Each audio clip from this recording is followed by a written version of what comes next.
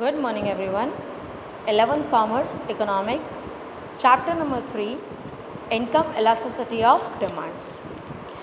As price in the cause is the cause of change in demand in the concept of price elasticity of demands, income is the cause of change in demand in the concept of income elasticity of demand. जिस तरीके से price elasticity of demand के अंदर price matter करती है, वैसे income elasticity of demand के अंदर इनकम मैटर करती है. इनकम के चेंजेस यहाँ पे नोट किए जाते हैं. It means income elasticity of demand is useful to measure change in demand for a commodity with respect to change in the income of a consumer. मतलब ये स्टडी करने के लिए हमारे लिए काफ़ी ज़्यादा इंपॉर्टेंट है कि जब डिमांड में चेंज होता है किस कारण से, कंज्यूमर की इनकम में चेंज होने के कारण से. देखते हैं meaning of income elasticity of demand. It is the extent of change in demand for a good because of a change in income of a consumer. It can be expressed in the formula income elasticity EY is equal to proportionate change of demand divided by proportionate change in income. इस तरीके से यहाँ पे income elasticity को present किया जाता है. When the percentage change in demand due to percentage change in income, that is called income elasticity of demand. चलिए देखते हैं types and degrees of income elasticity of demands. Now first is positive income elastic demands.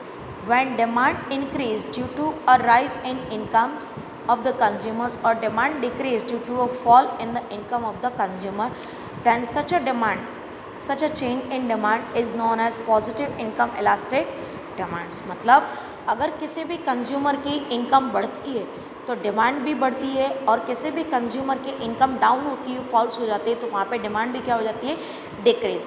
In short the positive relationship between consumers income and the goods and services demand. When demand increases, the income of the consumer is also increases. When demand decreases, the consumer's income is also decreases.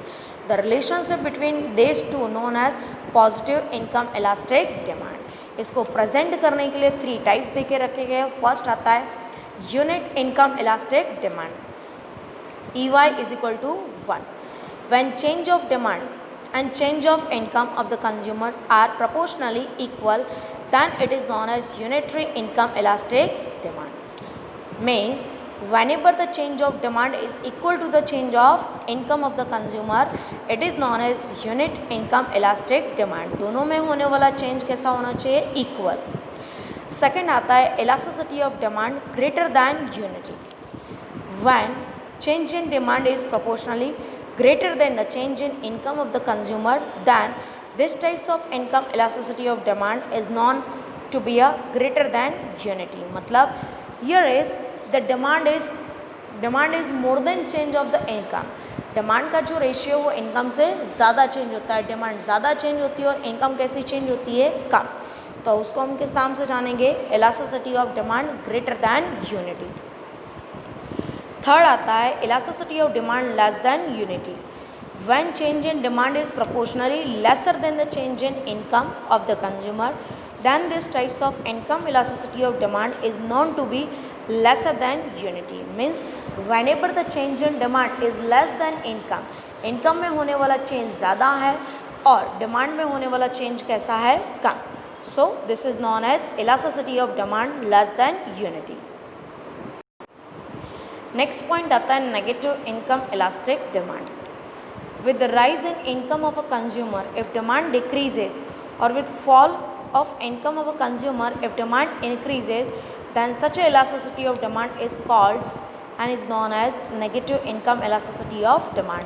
मतलब whenever income increases, the demand of goods is decreases, and whenever income decreases, falls, at that time demand is increases. That is known as negative income elastic demand. मतलब दोनों inverse change होता है. अगर demand बढ़ती है तो income कम हो जाती है, और डिमांड घटती है तो इनकम कैसी हो जाती है, ज़्यादा हो जाती है. Normally some types of inferior goods have a negative income elasticity of demand. ये ज़्यादातर इन्फीरियर गुड्स में देखने को मिलता है. This concept was given by Robert Giffen and thus such a goods are known as given goods. For example, bajra, kodari, coarse grains and coarse clothes and polymers, oils and vegetables, ghee etc. जो normally हमारी life के अंदर use में आने वाली चीज़ें होती हैं वो. नेक्स्ट आता है zero income elastic demand. With the change in income of a consumer, if demand of goods remain unchanged, then such a demand is known as zero income elasticity of demand. Income चाहे कम हो जाए या ज़्यादा हो जाए, पर demand के ऊपर कोई इफेक्ट आता नहीं है, वो कभी भी चेंज होगी नहीं. That is called zero income elastic demand. मतलब इनकम में चेंजेस होता है बट गुड्स एंड सर्विसेज की डिमांड में कोई चेंज आता नहीं है. Usually this types of income elasticity can be found for low priced goods like salt, postcard, pen, matchsticks, stapler pens etc. जिसकी हमारी लाइफ के अंदर इम्पोर्टेंस तो होती है बट ज़रूरत कैसी होती है कम. तो यहाँ पे आपकी इनकम चाहे बढ़ जाए चाहे घट जाए लेकिन डिमांड के ऊपर कोई इफेक्ट पड़ती नहीं है. नेक्स्ट आता है क्रॉस इलास्टिसिटी ऑफ डिमांड.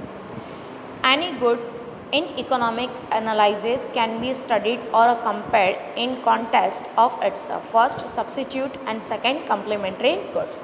चलिए देखते हैं substitute. दोनों साथ में यूज़ में आने वाले goods नहीं होते हैं, एक के प्लेस पे दूसरा. Substitute goods means those goods which can be easily used in place of a given goods for satisfying a want.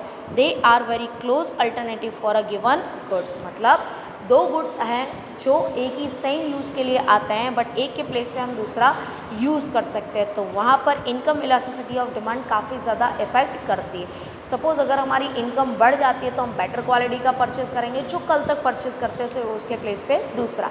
लेकिन अगर हमारी इनकम कम हो जाती है तो हम क्या करते हैं, लो क्वालिटी का गुड्स वहाँ पर परचेज़ करते हैं. तो सब्स्टिट्यूट गुड्स की डिमांड्स के ऊपर ज़्यादा इफेक्ट देखने को मिलती है. सेकेंड आता है complementary goods. Complementary goods are goods which are consumed together and jointly. One goods cannot be consumed without the other. एक दूसरे के बिना एक भी गुड्स यहाँ पे परचेज किया जाएगा नहीं. In other words, these must be consumed together to satisfy a given wants. दोनों के दोनों एक साथ परचेज किए जाएंगे wants को सेटिस्फाई करने के लिए, बट रीज़न यहाँ पे ये हो जाएगा कि जिसकी प्राइस कम उसकी डिमांड ज़्यादा और जिसकी प्राइस ज़्यादा उसकी डिमांड कैसी हो जाएगी, कम हो जाएगी. इतना खाली इफेक्ट होता है कि प्राइस जिसकी कम हो गई उसकी डिमांड ज़्यादा और प्राइस जिसकी ज़्यादा हो गई उसकी डिमांड कम हो जाएगी. When the demand of the concerned commodity change in response to the change in price of its related goods, substitute or a complementary goods, then the extent of such a change in demand is called cross elasticity of demand. जैसे आपको formula में देके रखा है cross elasticity of demand is equal to percentage change in demand for goods X and divided by percentage change in price of goods Y. एक की price change होगी तो दूसरे की क्या चेंज हो जाएगी, डिमांड. लास्ट पॉइंट आता है methods for measuring elasticity of demand. The law of demand expresses N inverse relationship between price and demand of a good but does not clearly specify the extent of change in demand. Supposing if there is a 10% change in price, that kinds of specifications is provided by the concept of elasticity of demand. मतलब percentage में change बता रहा है तो वो कौन से concept में आ जाएगा, elasticity of demand. वो इनकम का भी हो सकता है और प्राइस का भी हो सकता है. अगर प्राइस देके रखा हो तो प्राइस का, इनकम का होगा तो इनकम का. There are various methods of measuring elasticity of demand.